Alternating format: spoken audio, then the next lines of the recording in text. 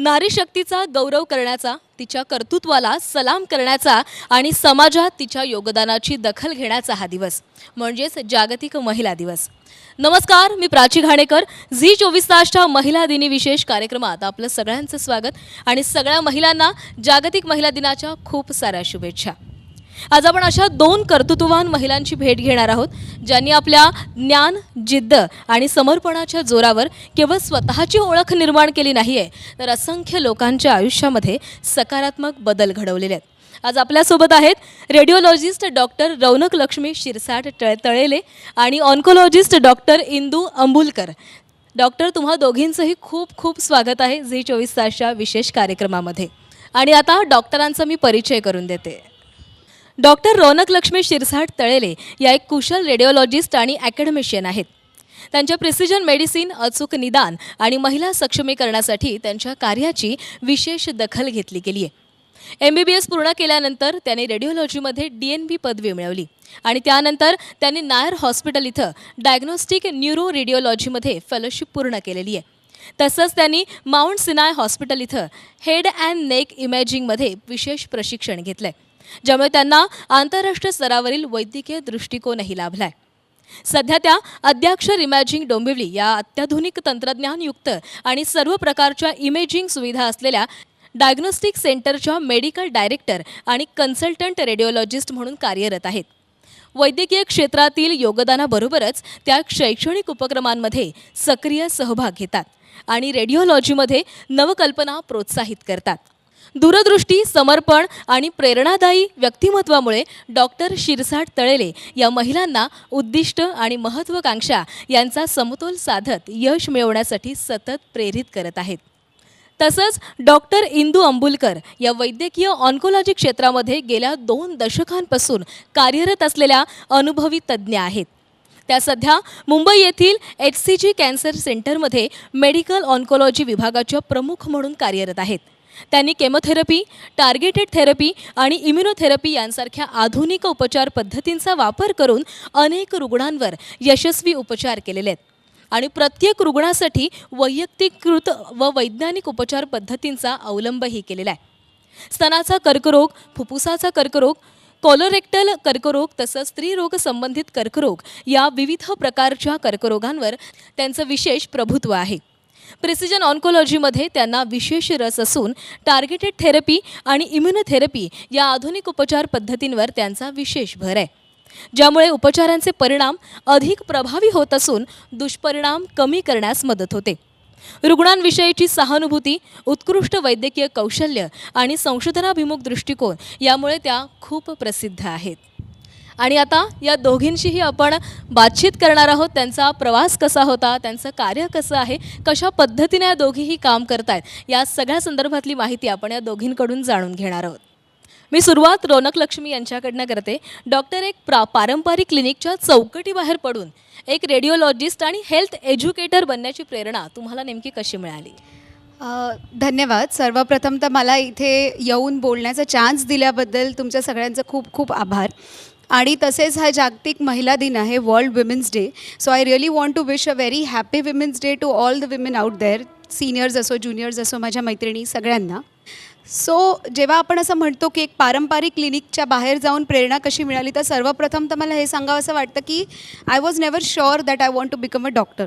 असं एक काही डेफिनेटिव्ह मोमेंट नव्हती. It was a period of multiple small definitive moments. आणि माझे पेरेंट्स डॉक्टर्स असल्यामुळे असं होतं की एक बॅकग्राऊंड नॉईज असतो आपल्या घरात की बाबा तू डॉक्टर बन, तू डॉक्टर बन. पण मला सगळ्यात जास्त काय आवडायचं की जेव्हा उन्हाळ्याच्या सुट्टीत मी माझ्या आईबाबांकडे जायचे आणि आम्ही तिकडेच क्लिनिकमध्ये खेळत असायचो, कारण आमचं खाली घर आणि वरती असं म्हणजे हॉस्पिटल असं वरती खाली होतं. तर जेव्हा असं एखादं कन्फ्यूज्ड कुटुंब असेल, ज्याला माझे आई किंवा बाबा ट्रीटमेंट बाबतीत क्लॅरिटी द्यायचे, म्हणजे त्यांच्या मनातला जो केऑस आहे त्याला ते जेव्हा शांत करायचे, ती मोमेंट, किंवा एखादा पेशंट पूर्ण बरं झाल्यानंतर, आता माझ्या आईवडिलांची प्रॅक्टिस गावात आहे, तर लोक कधी कधी आम्हाला 1 किलो कांदा आणून द्यायचे, कधी असं कधी कोणी आणून द्यायचं, बोरं आणून द्यायचे. आणि ह्या सगळ्या गोष्टी माझे आईबाबा हसी खुशी घेऊन घ्यायचे आणि त्यांना त्याच्यातच समाधान वाटायचं. तर त्या सगळ्या ज्या त्या पेशंट्सच्या चेहऱ्यावरचा जो प्युअर जॉय आहे, that clicked me more. So when I decided की म्हणजे मला ऑलवेज इंजिनियर बनायचं होतं कारण माझे आजोबा इंजिनियर होते. But when I suddenly stumbled in to medicine I said like why not, at least या प्युअर जॉयसाठी आपण ट्राय करून बघूया. And radiology was like because mark चांगले मिळत गेले आमच्या वेळेससुद्धा, अजूनसुद्धा radiology is amongst the like first जे येतात मोस्टली ते ऑप्ट करतात. So that's how I stumbled in to radiology. Now it has turned in to a passion retrospectively. मला वाटलं नव्हतं असं कधी होईल. आणि हे जे आता चालू केलं आहे नवीन, जे मीडियावरती येणं किंवा इन्फोटेनमेंट ज्याला आपण म्हणतो, हे असं अचानक नाही झालं. मी स्वतः पण खूप प्रोफाईल्स पाहायचे, मला आवडायच्या. मला वाटायचं की आपण असं काहीतरी करूया. आणि मग या इन्स्पायरिंग डॉक्टर्सच्या स्टोरी ऐकण्यासाठी एकाला एक गोष्ट मिळत गेली आणि हळूहळू पॉडकास्ट चालू झाले. बट मी असं म्हणेन की अजून मी पूर्णतः या फील्डला एक्सप्लोरच नाही केलं आहे. There is a mountain to climb and I am slowly getting there. डॉक्टरांनी सांगितलेलं आहे की कशा पद्धतीनं म्हणजे का त्यांना वाटलं की आपण ह्या क्षेत्रामध्ये यावं. मी डॉक्टर इंदू यांच्याकडे जाईन. डॉक्टर, कॅन्सरसारखा जटिल आजार, या आजाराचा आपण अभ्यास करावा, रुग्णांची सेवा करावी आणि याच क्षेत्रामध्ये आपण काम करावं असं का वाटलं? सो सर्वप्रथम धन्यवाद आणि सर्व महिलांना wish you happy international women's day and thank you for inviting me on this programme. तर एक it's by a coincidence you can say that माझे आजोबा खूप म्हणजे सोशल सर्विस करायचे. तर ते सोशल सर्विस कुठे असे मला मनाला खूप आवडायची जेव्हा मी खूप लहान होती. आणि ते सोशल सर्विस मला करायची होती. आणि मग नंतर माझे आईवडील त्यांना असं वाटलं की मी मेडिकलमध्ये जाऊ शकते. आणि त्यावेळी म्हणजे you can imagine like may be 25 years और 30 इयर्स फ्रॉम नाव मेडिकल म्हणजे खूप मोठी गोष्ट.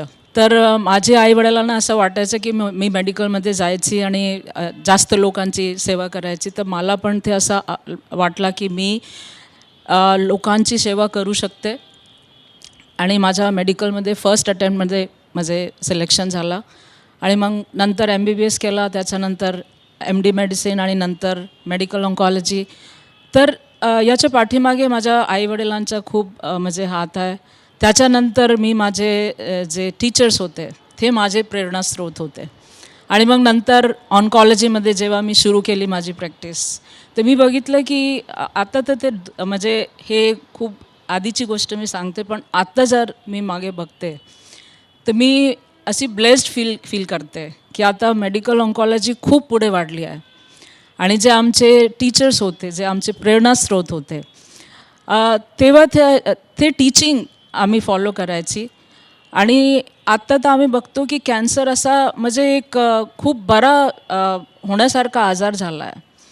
तर आता असं वाटते की ते खूप चांगलं डिसिजन होतं जे मी घेतला. आणि मला बरं वाटते, मला खूप खुशी होते जेव्हा आमचे पेशंट बरे होतात. आणि आता कॅन्सर म्हणजे बरा होण्यासारखा आजार आहे. कॅन्सरबद्दल जनजागृती होणं खूप गरजेचं असतं आणि या क्षेत्रामध्ये काम करणं सोपं नाही आहे.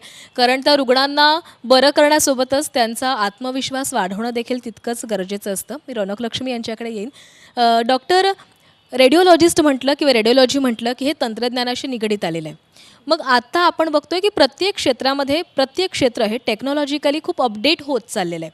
मग रेडिओलॉजीमध्ये काय बदल झालेत टेक्निकली? सो रेडिओलॉजी काही वर्षापूर्वी तुम्ही जर म्हणाल तर भारतात साधी सोनोग्राफीसुद्धा उपलब्ध नव्हती. But now it has become the first modality which people opt. मग आणि जे काही आपले प्रेग्नन्सी रिलेटेड गोष्टी आहेत किंवा ॲनामली स्कॅन ज्याला आपण म्हणतो, त्यासाठी तर आता सोनोग्राफी एक असं अविभाज्य घटक असं झालेलं आहे. बेसिक एक्सरेज आपल्याला लागतात फ्रॅक्चर्ससाठी, चेस्ट इन्फेक्शनसाठी. But this is a basic of radiology. आपण जर जे म्हणतोय CT स्कॅन, MRI, ते सुद्धा आता इतकं प्रदीर्घ आणि इतकं प्रगल्भ झालेलं आहे. आपण म्हणू शकतो की पूर्वी CT स्कॅन करायला वेळ लागायचा. MRI ठीक आहे, because of its technology time अजूनही लागतो. But the machines are very very superior. The kind of softwares which have been used are like very sensitive. आणि पेशंटचं कम्फर्टेबल कितपत आहे पेशंट हे लक्षात घेतलं जातं. त्याच्या अनुषंगाने अजून गोष्टी वाढत जातात. जसं की कार्डियक CT आलेलं आहे, cardiac MRI. You may not believe, पण आता डेफिकोग्राफी वगैरे अशा गोष्टीसुद्धा केल्या जातात, ज्याच्यात आपल्याला पूर्वी जे व्हायचं की मल्टिपल डिलिव्हरी झाल्यानंतर बायकांचं अंग बाहेर पडतं किंवा पुरुषांना त्रास होतो. बेसिक गोष्टी लाईक कॉन्स्टिपेशन वगैरे ज्या आपण इग्नोर करतो त्यासुद्धा डायग्नोज होतात, त्या ट्रीट केल्या जातात. त्याच्याबरोबर पेट सिटी आलेलं आहे. सो पेट सिटीमध्ये लाईक मॅम आहेत म्हणून की आपण आता जेव्हा मेडिकल ऑन्कोलॉजिस्टकडे जातो किंवा आपण सर्जिकल ऑन्कोलॉजिस्टकडे जातो, आपल्याला कॅन्सर डायग्नोज होतो, तेव्हा पेट सिटीमुळे ऑलरेडी त्याचा स्प्रेड कुठे कुठे झाला आहे हे आपण पाहू शकतो. त्याचबरोबर there are multiple AI driven softwares. Now there is a narrative going on की AI will eventually replace radiologists, but it is not like that. AI is like I could say की जसा एक स्टेथोस्कोप असतो ना एका डॉक्टरसाठी, तसं आमच्यासाठी AI आहे.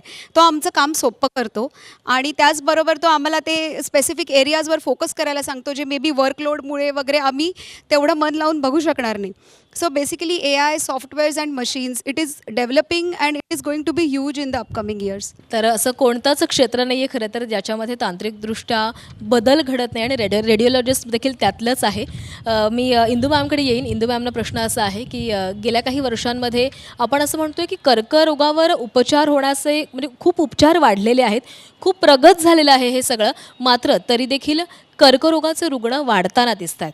आता आपण महिला दिनी आपण हे सगळं चर्चा करतो, त्यामुळे महिलांच्या अनुषंगानेच प्रश्न की या गेल्या काही वर्षांमध्ये महिलांमध्ये कर्करोगाचं प्रमाण कसं वाढताना दिसतंय? हे खूप म्हणजे महत्त्वाचा क्वेश्चन तुम्ही विचारला आहे, कारण की मी जसे सांगितलं की खूप डेव्हलपमेंट्स होतात कॅन्सर ट्रीटमेंटमध्ये. तसेच आम्ही बघतो की महिलांमध्ये पण हे आजार वाढते आहे. आता स्तनांचा कॅन्सर नंबर 1 कॅन्सर झाला आहे.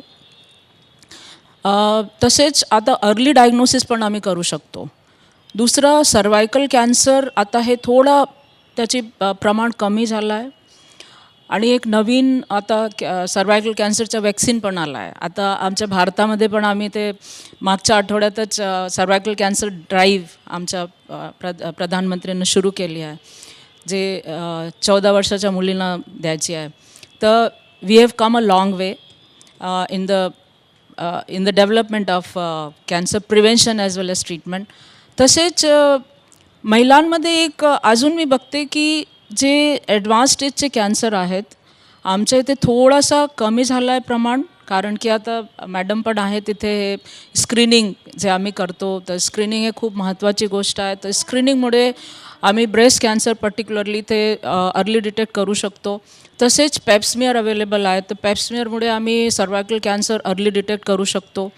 तर हे स्त्रियांमध्ये जरूर थोडा चेंजेस आले आहेत, पण मला असं बोलायचं आहे की स्त्रिया स्वतःकडे लक्ष देत नाही. हे खूप महत्त्वाची गोष्ट आहे आणि मला असा मेसेज पण द्यायचा आहे की वुमन्स डे आहे, तर स्वतःकडे लक्ष द्या आणि तुम्हाला कॅन्सरचा काहीही सिम्पटम आहे आणि पर्टिक्युलरली स्तनमध्ये जर गाठ आहे किंवा तुम्हाला मांसपाळी जास्त येते, तर हे कॅन्सरचे लक्षणं होऊ शकतात. तर तुम्हाला जरुरी तुमच्या डॉक्टरला भेटायचं आहे. डॉक्टर असं म्हणालेले आहेत की खरंच आहे की महिला अशा अनेक छोट्या आजारांवर दुर्लक्ष करतात आणि नंतर हे आजार आहेत ते बळावत जातात आणि मग आपल्याला कळतं की अरे आपल्याला खूप काही झालेलं आहे आणि मग कधी कधी वेळ निघून गेलेली असते आणि ते आपल्या जीवावर बेततं. मी यालाच एक लागून प्रश्न विचारेन खरं तर डॉक्टर. खरं तर महिलांचं सक्षमीकरणाबद्दल बोललं गेलं तर आरोग्याबद्दल बोलणं खूप जास्त गरजेचं आहे, कारण त्या आरोग्याबद्दल अजिबात काळजी घेत नाहीत. मग आरोग्याबाबतची सक्रिय जागरूकता असेल किंवा स्क्रीनिंग असेल, अशा संदर्भात तुम्ही काय सुचवाल महिलांसाठी? सो बेसिकली जसं मॅम म्हणाल्या की breast cancer is the leading cause of female death and it is one of the number like top cancers which is been getting diagnosed. But we are fortunate की breast कॅन्सरला screening programme आहे.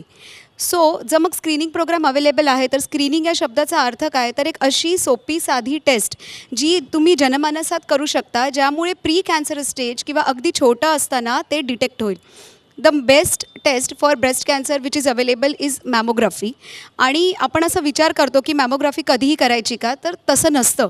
Mammography ही 40शी वरच्या स्त्रियांनी वर्षातनं एकदाही केलीच पाहिजे. खास करून जर तुम्हाला तुमच्या घरी हिस्ट्री असेल की तुमची आई, तुमची मावशी असे जर कोणी अफेक्टेड असेल, तर this screening should start at least at the age of 35. आपल्याजवळ अँजेलिना जोलीचं उदाहरण आहे. She is a BRCA positive. She has already taken treatment for it, like preventive treatment for it. आणि आपण हा विचार करतो की तर हे मॅमोग्राफी का, आणि हे मॅमोग्राफी कुठेही करायचं का, तर असं नसतं. Most of the times screening programme opt करताना मॅमोग्राफी असं ऑप्ट करावं जिकडे क्रेडिओलॉजिस्ट अवेलेबल आहे. एक्सरे बरोबरच तो सोनोचं स्क्रीनिंगसुद्धा करत आहे आणि हे मॅमोग्राफी वाईडली अवेलेबल असतं आजकाल. आणि त्याचबरोबर सगळ्यात इम्पॉर्टंट गोष्ट हे पण आहे की जर तुम्हाला मॅमोग्राफीमुळे एखादी घाट जर आता छोट्याशा वाटाण्याच्या साईजची दिसणार असेल, तर ती लिंबा एवढी होऊन मग डायग्नोज का करावी. यू शूड ऑल्सो थिंक की तुमचे ऑप्शन्स बरे होण्याचे लवकर असतात. शेवटी जेव्हा आपण आपल्या आयुष्याला महत्त्व देऊ तेव्हाच आपण आपल्या घराच्या आयुष्याला महत्त्व देऊ शकू आणि आपण समजतो आपल्या फॅमिलीचं. So many people are dependent on us. तर ॲटलिस्ट स्वतःसाठी आणि त्यांच्यासाठी म्हणून स्क्रीनिंग हे तर लवकर केलंच पाहिजे. म्हणजे आपण जर वेळीच उपचार घ्यायला सुरुवात केली तर आपल्याला जो काही आजार असेल तो आपण वेळीच बरा करू शकतो. डॉक्टर तुमच्याकडे येईन. कॅन्सर म्हटलं की लोकांना आधीच भीती वाटते, लोकांचे आधीच हातपाय गळतात की आपल्याला कॅन्सरचं निदान झालेलं आहे. तुम्ही गेली अनेक वर्ष या क्षेत्रामध्ये काम करताय. ज्यावेळेस सुरुवात केलेली होती आणि आजचा दिवस काय बदल झालेला आहे उपचार पद्धतींमध्ये? खूप बदल झाले आहेत. कारण की मागच्या 2 दशकपासून मी प्रॅक्टिसमध्ये आहे. तर आम्ही बघत होतो की खूप कमी मेडिसिन्स अवेलेबल होता 2 दशक आधी. फक्त फ्यू किमोथेरपी मेडिसिन्स आणि नंतर मग टार्गेटेड थेरपी, मग इम्युनोथेरपी, हे खूप नवीन उपचार आता आले आहेत. आता आम्ही जिनोमिक्स करतो आणि जिनोमिक्सच्या टेस्ट करून आम्ही म्युटेशन्स, कोणता ॲबनॉर्मल म्युटेशन्स आहेत त्या म्युटेशनला टार्गेट करण्यासाठी टार्गेटेड थेरपी आम्ही यूज करतो. हे टार्गेटेड थेरपी जे आहे ते ट्यूमर सेल्स रिसेप्टरवर काम करते, त्या म्युटेशनवर काम करते आणि पेशंटला खूप कमी साईड इफेक्ट होतात आणि खूप इफेक्टिव्ह ट्रीटमेंट आहे. तसेच इम्युनोथेरपी नावाचं हे जे मेडिसिन आहे हे खूप म्हणजे रिव्होल्युशन झालं आहे कॅन्सर ट्रीटमेंटमध्ये. तर हे जे इम्युनोथेरपी आहे हे बऱ्याच स्टेजमध्ये आम्ही यूज करतो. Early stage, advanced stage, loco regional stage 3मध्ये पण आम्ही यूज करतो. तर हे आम्ही बघितलं आहे की हे खूप म्हणजे हे जे नवीन उपचार पद्धती आले त्याच्यामुळे एक रिव्होल्युशनसारखं आलं आहे. मागच्या 5 वर्षामध्ये मी सांगू शकतो की हे जे ॲडव्हान्स स्टेजचे जे कॅन्सर आहेत ते खूप आम्ही आता वर्षानुवर्ष आमचे पेशंट जिवंत राहतात आणि माझ्याकडे पण असे पेशंट आहेत जे 5-5 वर्ष जिवंत आहेत ॲडव्हान्स स्टेजचं ट्रीटमेंट करून. तर हे इम्युनोथेरपी आणि टार्गेटेड थेरपीचं जे ट्रीटमेंट आहे हे खूप म्हणजे लाभदायी ट्रीटमेंट आहे आणि त्याचे खूप साईड इफेक्ट कमी होतात आणि जिथे हे ॲडवायजेबल आहे, इंडिकेटेड आहे ते उपचार घ्यावे. आणि हे एक महत्त्वाची गोष्ट आहे की ट्रेंड मेडिकल ऑन्कॉलॉजिस्ट खालीच हे ट्रीटमेंट घ्यायचे. म्हणजे असं नाही आहे की आम्ही ट्रीटमेंट लिहून दिला आणि तुम्ही कुठेही जाऊन घेऊ शकता. Sir, under one roof, under the oncology centre, under the guidance of trained oncologist you have to take the treatment. आणि एक महत्त्वाची गोष्ट आहे की ट्रीटमेंट कंप्लीट करायचं आहे. म्हणजे काय होते कधी कधी पेशंटला सोपं वाटते, बरं वाटते आणि त्यांना वाटते की नाही आता आजार कंट्रोलमध्ये आला आहे तर ट्रीटमेंट थांबू शकतो. ते असे नाही करायचे, कारण की ट्रीटमेंट घेतला आहे म्हणून तुमचा आजार कंट्रोलमध्ये आला आहे तर ते ट्रीटमेंट कंटिन्यू करायचं आहे. तसेच हे जे तुम्हाला तुमची फॅमिली हिस्ट्री माहिती पाहिजे. आता बरेच ट्रीटमेंट म्हणजे एक टेस्ट अवेलेबल आहे, त्याला हेरिडिटी जिनोमिक टेस्टिंग आम्ही म्हणतो. तर हे खूप गरजेचं आहे की तुमच्या फॅमिलीमध्ये कुणाला कॅन्सर तर नाही आहे. तर त्याच्यासाठी पण आम्ही टेस्ट करू शकतो, फॅमिली मेंबरची तपासणी करू शकतो. स्क्रीनिंग टेस्ट तर आहेत पण ते जिनोमिक टेस्टिंग पण आम्ही करू शकतो. तर हे फॅमिलीसाठी पण हे म्हणजे गरजेचं आहे की तुम्हाला माहिती पाहिजे की तुमच्या फॅमिलीमध्ये कुणाला कॅन्सर तर नाही आहे, तर आम्ही फॅमिली मेंबरची पण स्क्रीनिंग करू शकतो. तर हे थोडे एक ॲडव्हान्सेस आहेत, ते मला वाटते म्हणजे खूप रिव्हॉल्युशनाइज झालं आहे आता ट्रीटमेंट. म्हणजे अनेक उपचार पद्धती आलेल्या आहेत, त्यामुळे घाबरायचं कारण नाही. जर असं निदान होत असेल तर वेळीच डॉक्टरांकडे जा, डॉक्टरांचा सल्ला घ्या. डॉक्टर तुमच्याकडे आता मी येईन. रेडिओलॉजिस्ट हे कार्यक्षेत्र निवडताना नक्कीच टेन्शन आलं असणार आहे, कारण नव्यानं ऐकलेलं हे खरं तर नाव आहे आणि सगळ्यांना असं वाटतं की बापरे ह्यात काय असेल काय नसेल. आज अनेक तरुणी हा कार्यक्रम पाहत असणार आहेत. अनेकांना नवं क्षेत्र निवडताना भीती वाटते, आपण काय करू काय नाही करू, जमेल नाही जमेल. अशा तरुणींना तुम्ही काय सल्ला द्याल? सो बेसिकली जर सांगायचं गेलं तर जेव्हा पण आपण एखाद्या नवीन करिअर चॉईसच्या किंवा नवीन क्षेत्र निवडायच्या ह्याच्यावरती एका उभे असतो सीमेवरती मी सांगेन, तेव्हा आपल्याला असं वाटतं की अरे आपल्याला मुलींना कसं असं लहानपणापासून ह्याच्यात वाढवलेलं असतं ना की लवकर लग्न झालं पाहिजे, लवकर तुमची फॅमिली पण कंप्लीट झाली पाहिजे, ॲट द सेम टाईम तुमचं करिअर पण झालं पाहिजे. पण मी म्हणेन की थोडा वेळ घ्या स्वतःसाठी invest in your skill development. कारण तुमची कॉम्पिटन्सी ही एवढी जास्त पाहिजे, तुमचं वर्कने एवढं बोललं पाहिजे की हे जे रुटीन स्टिरिओटाईप्स असतात की बायका असं करतील, अरे ही असेल ती किंवा अशीच गाडी चालवेल असं असेल, तुमची कॉम्पिटन्सी ही इतकी पाहिजे की स्टिरिओटाईप हा ऑटोमॅटिकली ब्रेक झाला पाहिजे. ॲट द सेम टाईम तुमची स्किल डेव्हलपमेंट करता करता हे तुम्ही लक्षात ठेवा की जेव्हा ऑपॉर्च्युनिटी समोर येते तेव्हा आपला इंटरनल डायलॉग कंट्रोल करून ती ऑपॉर्च्युनिटी ग्रॅब करायला शिका. आपल्याला असं वाटतं की विजिबिलिटी म्हणजे ॲरोगन्स आहे. No, I don't think so. Visibility is going out there. It is like owning your own narrative. आणि हे करायला शक्यतो आपल्याला घरातनं असं नसतं, आपण वाढवलेलं नसतो. तर हा एक बदल व्हायला लागला आहे, ऑब्व्हियसली व्हायला लागला आहे. आमच्या पिढीतल्यासुद्धा खूप सगळ्या मुलींना असं वाढवण्यात आलेलं आहे. And obviously the next generation is different. At the same time build your on tribe. तुमची एक स्वतःची अशी ट्राईब असली पाहिजे. तुमचे मेंटॉर्स, तुमचा स्टाफ म्हणा किंवा तुमच्या सहकर्मचाऱ्या यासुद्धा तुम्ही कॉम्पिटंट निवडल्या पाहिजेत. त्यांना समजून घेतलं पाहिजे. तुमचा आपापसातला इंटरनल डायलॉग खूप स्ट्रॉंग असला पाहिजे. आणि the last thing I would say की क्रिटिसिझमला क्रिटिसिझम म्हणूनच घ्या, त्याला पर्सनल नाही घेतलं पाहिजे. Criticism should not become your internal dialogue or your self doubt. Criticism जर तुम्हाला कोणी करताय तर असं समजून घेतलं पाहिजे की yes, I am definitely on the right path. I will take the positive point out of this. आणि मी जो नेगेटिव्ह पॉईंट आहे त्याच्याकडे दुर्लक्ष करीन. स्वतः असं काही हपकून जाणार नाही किंवा घाबरणार नाही. And then sky is the limit. Sky is the limit असं डॉक्टरांनी सांगितलेलं आहे. थांबायचं नाही आहे.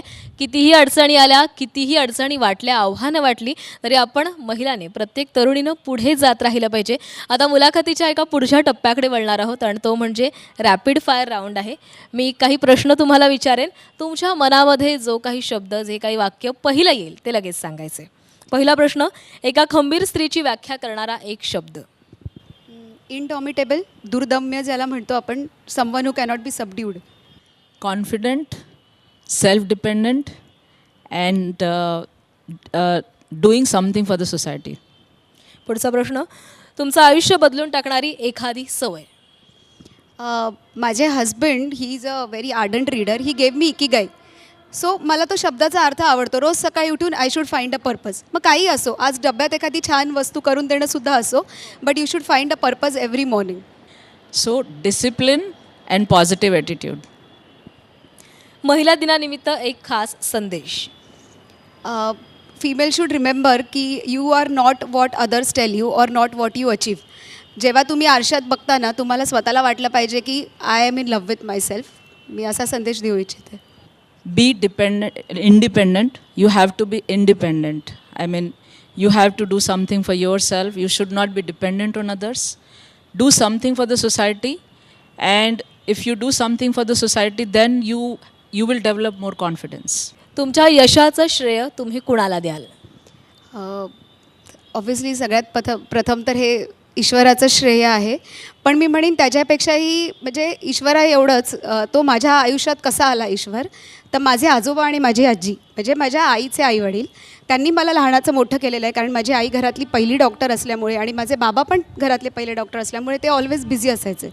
तर त्यांनी ज्या टाईप ऑफ स्पिरिट किंवा आपण असं म्हणू की ज्या पद्धतीने अभ्यास करण्यापासून ज्या पद्धतीने घर सांभाळायचं, अशा सगळ्या सवयी ज्या त्यांनी लावलेल्या आहेत त्या खूपच जास्त लाईफ चेंजिंग झालेल्या आहेत माझ्यासाठी. तेवढं श्रेय मी माझ्या छोट्याशा मुलीलाही देते, कारण ती जेवढं ॲडजस्ट करते त्यामुळे मी बाहेर एवढी जाऊ शकते. अँड ऑब्व्हियसली माझी फॅमिली, माझे हजबंड, माझे आई बाबा, ते सगळे खूप खंबीरपणे उभे राहतात. डॉक्टर तुम्ही. सर्वात प्रथम माझी फॅमिली आणि नंतर माझे पेशंट्स. कारण की आता मी जे चेंजेस बघितले ऑन्कॉलॉजीमध्ये, तर without patients blessings we are nowhere. तर ते जे पेशंट जे आशीर्वाद देतात, जे पेशंट बरे होऊन जातात आणि जे पेशंट आशीर्वाद देऊन जातात, आणि ते आशीर्वाद माझी प्रेरणा बनते आणि ते प्रेरणानं आम्ही जास्त काम करू शकतो. आज या दोघींशी गप्पा मारल्यानंतर एकच गोष्ट खूप प्रकर्षानं जाणवली, ती म्हणजे कितीही आव्हानं आली, कितीही संकटं आली तरी आपण थांबायचं नाही आहे. कारण स्त्री ही कधीही थांबणारी, कधीही हरणारी नाही आहे. कोणतंही क्षेत्र असो, स्त्री ही ठामपणेच काम करते, कर्तृत्व करते आणि समाजाला आपण काय करू शकतो हे जिद्दीनं दाखवू शकते. डॉक्टर, तुम्हा दोघींचंही खूप खूप धन्यवाद. तुम्ही आलात आणि आमच्यासोबत संवाद साधलात. धन्यवाद.